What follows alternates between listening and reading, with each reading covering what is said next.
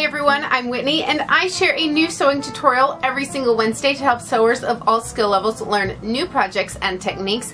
This week I'm going to be showing how to make upcycled denim pillow shams. They are easy to make and each one turns out unique. For my shams in particular, I was using denim that was left over after creating a very large denim rag quilt for a friend.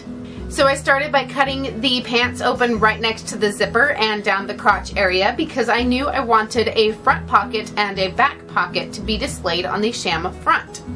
This allows the material to be laid flat and you can start playing around with the placement. I'm using an 18-inch pillow form and it is the perfect size for this pair of pants. They are about a size 40 men's. I trimmed along the center back seam of the pants. That piece will take care of about half of the pillow sham. For the other half, I grabbed the last remaining pant leg and cut it open right next to the flat felled seam.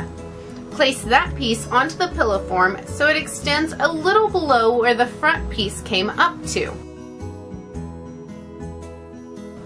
Then place that front piece back on so it overlaps by about an inch.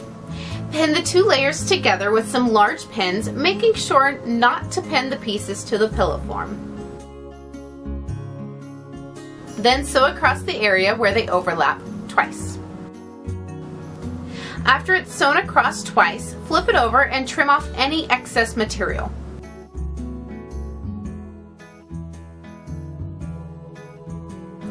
Put the pillow form down and wrap the material around it, making sure the two ends overlap at least a ½ inch.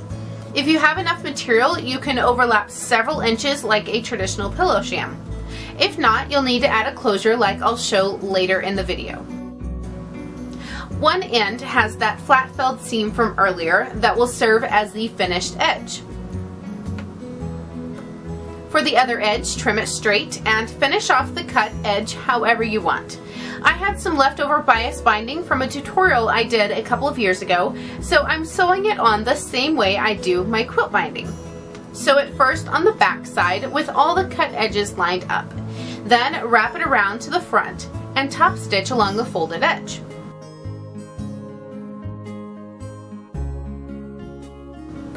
Wrap the fabric piece around the pillow form with the good sides on the inside. Overlap the ends so the pillow fits snugly inside and pin the layers together.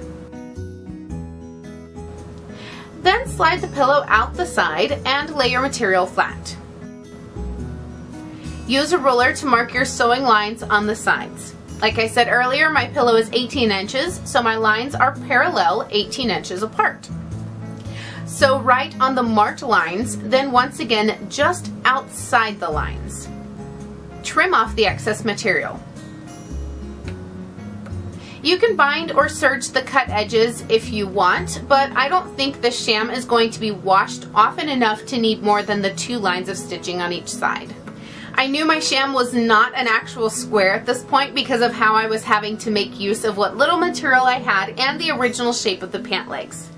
So I used a ruler to mark a line across the top and sew right on that line to straighten the top edge. Then trim off the excess seam allowance. Turn the sham right sides out and put the pillow inside.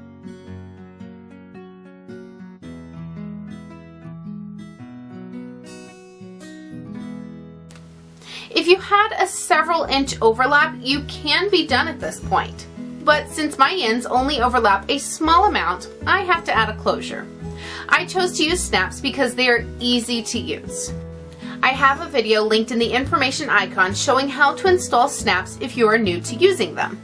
There you have it, a fun and easy upcycling project. You can of course change this up in lots of different ways by using different materials or doing a lot more patchwork or all different types of things. If you want to see some other pillow sham tutorials that I have done, I will have an entire playlist of them linked right over here to the side. And then make sure you're subscribed by clicking my picture right down there so you don't miss out on any of my future sewing tutorials. Happy sewing!